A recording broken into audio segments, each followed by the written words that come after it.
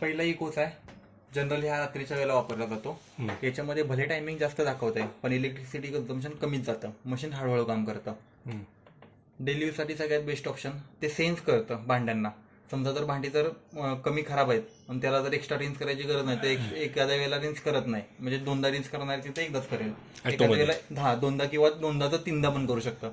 त्याचं ते सेन्स करून वॉश करतं. इंटेन्सिव्ह कढाई जास्त तेलकट चिकट खराब भांडी असतील तर वापरायचा. एक्सप्रेस तुम्हाला घाई आहे लवकर करायचंय तर याच्यामध्ये वापरायचा. पहिले 4 फंक्शन भांडी धुतली पण जातील आणि भांडी सुकतील पण.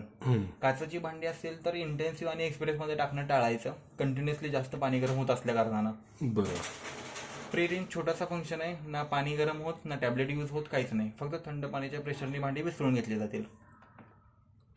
किती 15 मिनिटाचं 15 मिनिटाचा फक्त फंक्शन. आता तुमचे स्वच्छ भांडे आहेत ते तुम्हाला फक्त विसळून घ्यायचे आहेत तर ह्याचा वापर करू शकता. फेवरेटच्या फंक्शन मध्ये नॉर्मल पाणी गरम होतं 40 ते 45 डिग्री. तुम्ही टॅबलेट टाकला असेल काय टाकला असेल डिटर्जंट वगैरे तर ते वापरलं जातं. भांडी धुतली जातील पण भांडी सुकणार नाहीत. नाश्त्याची वगैरे काही भांडी असतील तर ती तुम्ही याच्यामध्ये धुवू शकता. जास्त खराब झालेली भांडी याच्यामध्ये निघत नाहीत. आता बेसिक मधला समजा तुम्ही ऑटो वापरताय आणि चालू करायचं डायरेक्ट चालू करू शकता.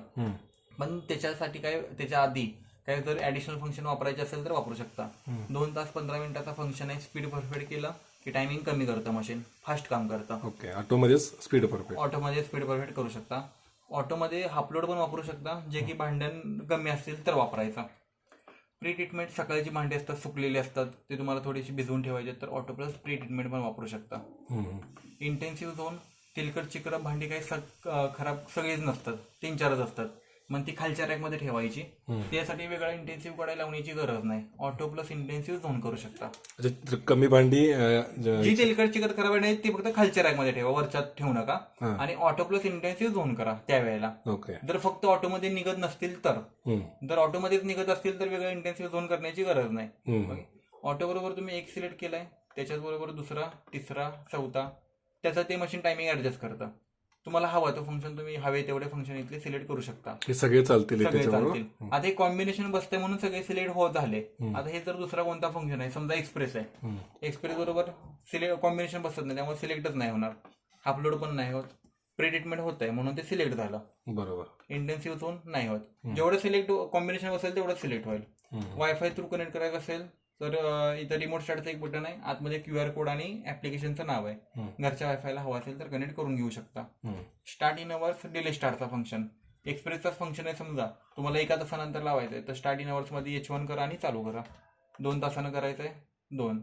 जेवढे तास हवे तेवढे सिलेक्ट करून तुम्ही चालू करू शकता. त्याच्यानंतर ते चालू. त्याच्यानंतर इथून पुढे 4 तासानंतर हा फंक्शन चालू होईल. ओके. सॉल्ट आणि रिन्सेटचं साईन. मशीनमध्ये आता दोन्ही गोष्टी नाही आहेत म्हणून साईन दाखवत आहे. तुम्ही सॉल्ट रिन्सेट फिल केलं की हे निघून जातील. संपलं की परत दाखवेल. 10-15 दिवस जे काही तुम्ही ते टिकेल तोपर्यंत टिकेल. नंतर तुम्हाला साईन परत दाखवेल. हा पहिला सॉल्टचा आहे. हा रिन्सेटचा आहे. तो लिक्विडचा. ओके. अजून काय अडचण नाही? ठीक आहे. हे सगळे मोड आहेत आणि हे फीचर आहेत. हे बरोबर. हे बेसिक हे ऍडिशनल आणि स्टार्ट केलं की स्टार्ट. ठीक आहे.